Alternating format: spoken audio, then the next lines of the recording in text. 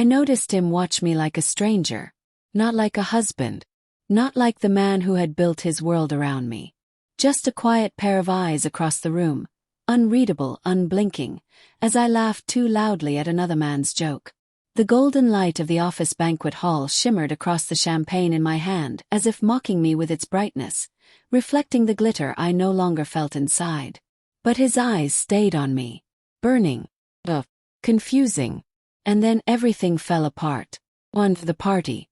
The room pulsed with music, corporate laughter, clinking glasses, and the artificial warmth of professional celebration. My husband, Daniel, had insisted we attend together.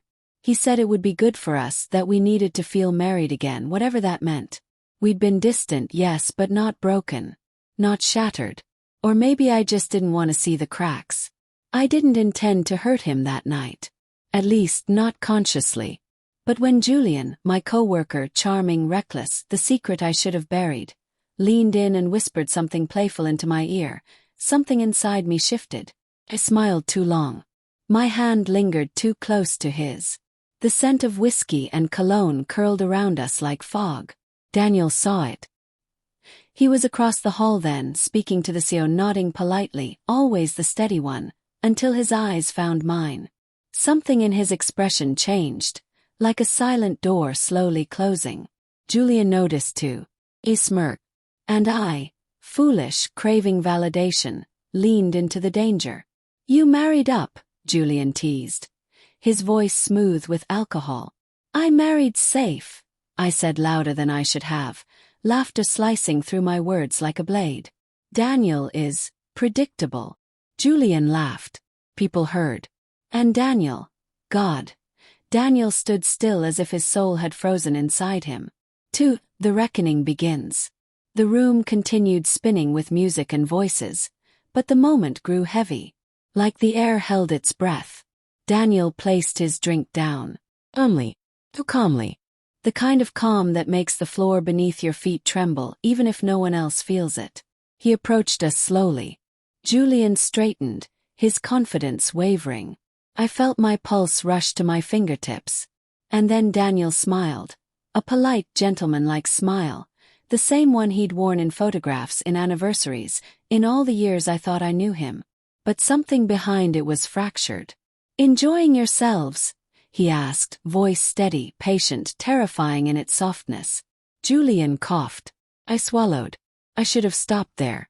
I should have apologized, reached for Daniel, driven us home and rebuilt the broken pieces.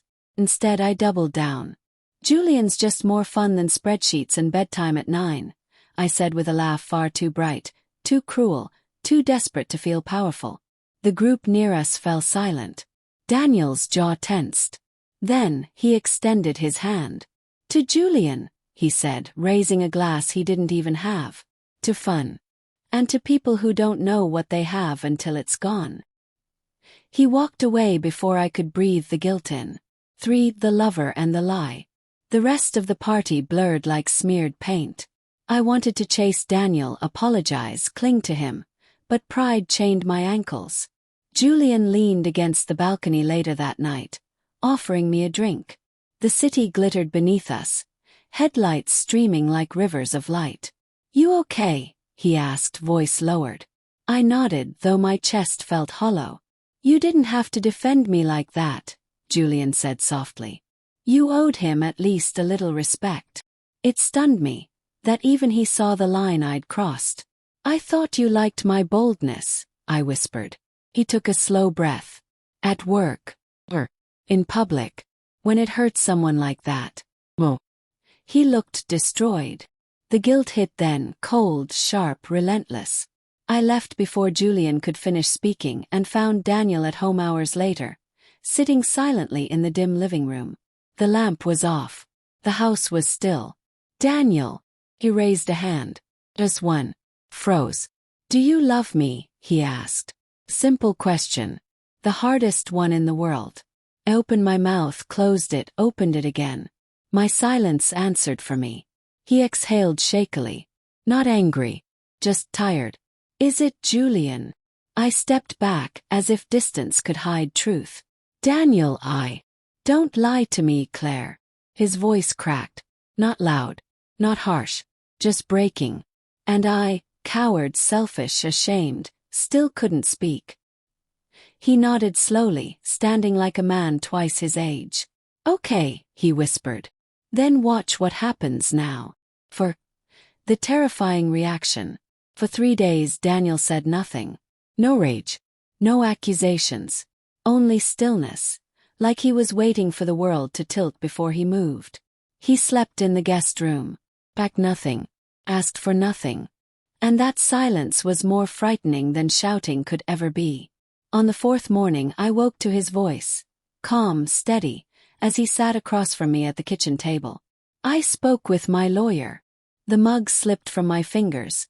Coffee spreading across the table like blood. "What?" "Divorce," he replied gently, as if the word wasn't a knife. "Daniel, please." "This is not punishment," he interrupted. "This is release. For both of us." "And what about us?" My voice cracked. "There is no us, Claire." His eyes were hollow. Dead planets where stars once lived. That terrified me more than anger ever could. He pushed a folder toward me. Documents neatly arranged, copies of texts, photos, moments I thought were secret. He had known long before the party. He had been waiting for me to choose. Had chosen wrong. 5. Desperation and ruin. Julian vanished from my life as fast as smoke. He stopped responding. Quit the company. Moved cities, I later heard. There was never love. Just escape, temptation, a fantasy that crumbled the moment reality asked for responsibility. But Daniel was real. Daniel was home. Daniel was everything I hadn't appreciated until the ruins surrounded me. The divorce was efficient, quiet, heartbreaking. He didn't yell. Didn't blame. Didn't even ask for much. Just his books, his coat, the houseplants he'd nurtured. He walked through the rooms one last time, touching walls like saying goodbye to memories that used to bloom between them. When he reached the door, I broke. "Daniel, don't go. Please, I'll fix this. I'll do anything. I'm sorry." My words tumbled into cries, into shaking hands grabbing his sleeve. For the first time since that night, pain flashed in his eyes. Real, raw pain. And he gently removed my hand. "You insulted me to impress a man who won't even stay," he whispered. "You traded something real for applause in a room that's already forgetting your voice." A tear fell on his shoe. Then another, his. "You killed us before I ever signed those papers, Claire. The moment you made me feel small to make someone else feel tall." And he walked out. The door didn't slam. Closed softly. That softness was the worst part. The gentleness of a man whose love had died quietly, like the last ember fading into cold ash. 6. The aftermath. Life didn't break dramatically, it just emptied. Dinners alone. Bed too big. The echo of a toothbrush he no longer used. Sometimes I replay that night. The music, the champagne, the laughter. My shallow pride. His quiet devastation. I realize betrayal isn't loud. It's quiet. It builds in glances ignored, hands not held, gratitude left unsaid. I lost a husband. He lost a wife who realized too late what she'd thrown away. Months later, I saw him by accident, at a cafe near the office. He looked healthier, lighter, happier, laughing with a woman across from him. A soft-eyed brunette with sincerity in her smile. He looked at her the way he used to look at me. I froze, a ghost watching the living. He noticed me. Just for a second. Eyes met. He nodded politely, and returned to his conversation. No hate. No bitterness. Just acceptance. The kind that cuts deeper than rejection ever could. 7. The final realization.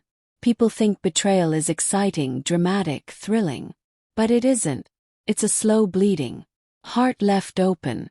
A home that empties from the inside out.